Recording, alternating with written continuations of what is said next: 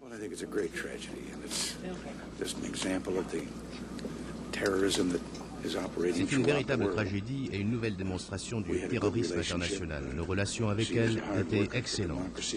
Elle défendait ardemment les idéaux démocratiques et dirigeait du reste la plus grande démocratie au monde.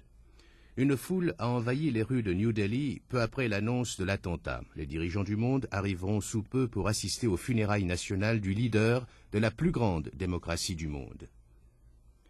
Indira Gandhi était la fille du Premier ministre Nehru, l'un des artisans de l'indépendance du pays, mais elle n'avait aucun lien de parenté avec le grand Mohandas Gandhi, qui connaissait bien son père.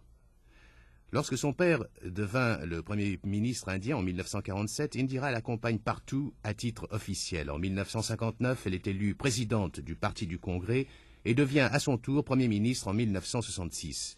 Elle est d'emblée acceptée par les Sikhs pour qui elle crée un État séparé dans le Pendjab. En 1977, elle n'est pas réélue, mais retrouve son poste en 1980. Elle perd sa popularité auprès de la population sikh en ordonnant à ses troupes d'investir par la force le Temple d'Or, foyer de la résistance sikh.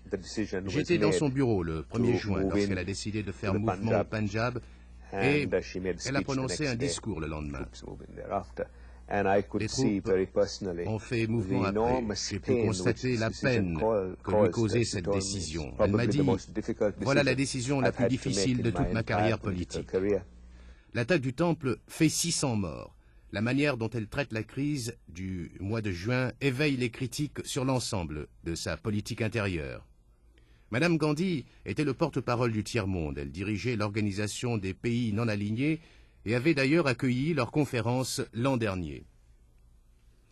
Indira Gandhi